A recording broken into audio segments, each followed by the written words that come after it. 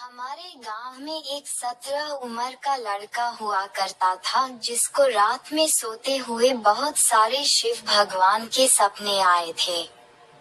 देर शाम वो लड़का जब गहरी नींद में सो जाता था तो उसकी मस्तिष्क में अद्भुत शक्ति प्रकट हो जाती थी।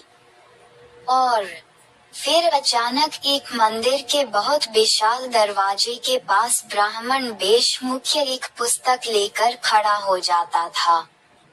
वो लड़का जो कभी भगवान की पूजा नहीं करता था, वो सपने में मंदिर के दरवाजे के पास वही हाथ में रखा हुआ है, पुस्तक से मंत्र उच्चारित करता था। और सपने वो मंदिर बहुत ही रहस्यमयी थी, जो उसके मंदिर के दरवाजे बाहर ना कोई भी कुंडी ना कोई ताला लगा था। उस दरवाजे पर सिर्फ या सिर्फ मंत्र से ही खुल सकती थी। फिर वो लड़का मुंह से कुछ मंत्र उच्चारित किया और फिर वो दरवाजा अपने आप खुलने लगी।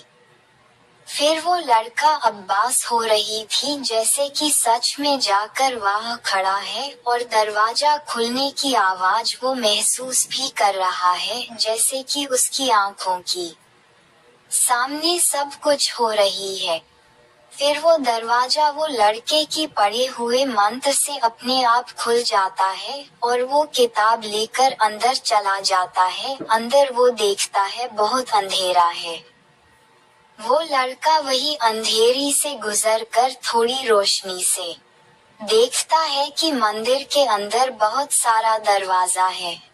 वो उसी दरवाजे में एक के पास खड़ा हो जाता है जहां उसकी कुछ आवाज सुनी जाती है, जैसे कोई उसे दरवाजे के पास बुला रहा हो। और फिर वो दरवाजा जैसा खुला, अंदर की भयावह नजर देखकर उसका पूरा शरीर खत्म कर देता है।